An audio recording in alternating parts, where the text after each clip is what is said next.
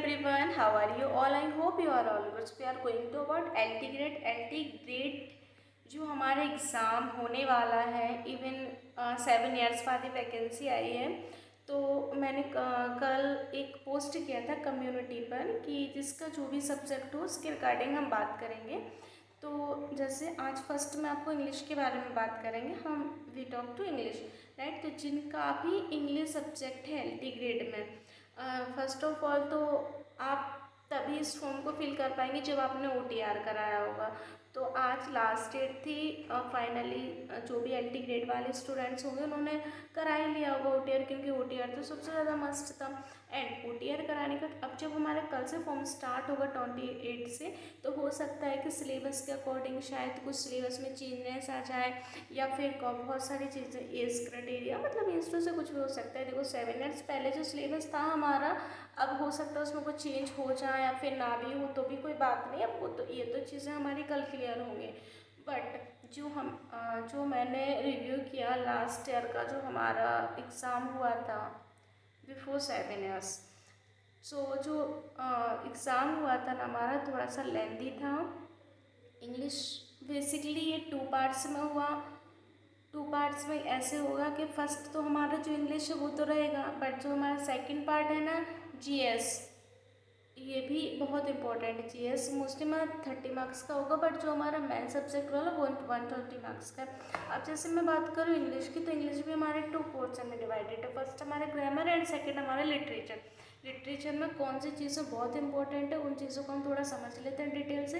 Literature में आपको पूरा लिटरेचर पढ़ना है। LT ग्रेड जो वैकेंसी वो 9 to 12 स्टूडेंट्स के लिए होती है। आई होप कि आपको ये चीज़ें पहले से पता हो। LT ग्रेड जो एग्ज़ाम है वो प्राइमरी है भी। LT ग्रेड वाला जो एग्ज़ाम है वो प्री जूनियर के लिए नहीं होता है। LT ग्रेड जो एग्ज़ाम है वो 9 to 12 स्टूडेंट्स के लिए होता है। एंड जो हमारा इंग्लिश वाला सेक्शन है, जैसे कि मैंने आपको पहले बताया कि ग्रामर एंड लिटरेचर आएगा। लिटरेचर वाले हम पार्ट्स को थोड़ा समझ लेते हैं। मैंने डिटेल में इसको नोट डाउन किया, तो मैं आपको डिटेल में समझाऊंगी।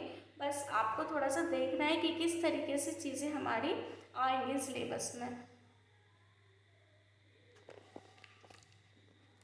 सो जैसे कि आप देख रहे हैं जो हमारा इंग्लिश लिटरेचर वाला पोर्शन है, इसमें हमारा क्या आएगा, जैसे हिस्ट्री ऑफ इंग्लिश लिटरेचर हो गया, जिसको हमें क्या करना है, डिटेल स्टडी करनी है। जैसे एलिजाबेथ हो गया, जैक वॉन है ना, रिनेशा आई 18th सेंचुरी। फिर हमारा रोमांटिक एज आता है। इसके बाद हम बात करें तो ये विक्टोरियन एज हो गया, जो कि हमने अपना PG में पढ़ा होगा पोस्ट ग्रेजुएशन में। फिर इसके बाद जैसे हमारा मॉडर्न एज आया, हाँ पोस्ट मॉडर्न एज आया। फिर कुछ हमारे लिटरेरी फॉर्म्स हो गए, जैसे poetry, drama, prose, novel, drama types, right.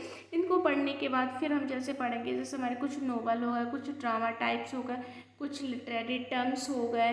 ये बहुत इंपॉर्टेंट है, ये मोस्टली हमारे सारे सब्जेक्ट में पूछे जाते हैं। फिर हमारे कुछ मेजर लिटरेरी मूवमेंट हो गए जिनको हमें पढ़ना है। कुछ हमें ऑथर्स के बारे में पढ़ना है, कुछ ऑथर्स के वर्क पढ़ने हैं। Means to say William Shakespeare हुआ, जॉन मिल्टन, जॉन टन, अलेक्जेंडर पॉप, ये सारे पढ़ने के बाद फिर हमें पढ़ना है Indian writing in English.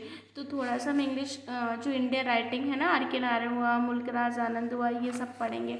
After that grammar वाला पोर्शन तो हमारा जो मोस्टली ग्रामर जो होता है ना अदर्स एग्जाम में, वही ग्रामर है। बस ये थोड़ा सा फोनिक्स, ये सिंटैक्स, ये सब आपने पहले से पढ़ा होगा एग्ज़ाम में।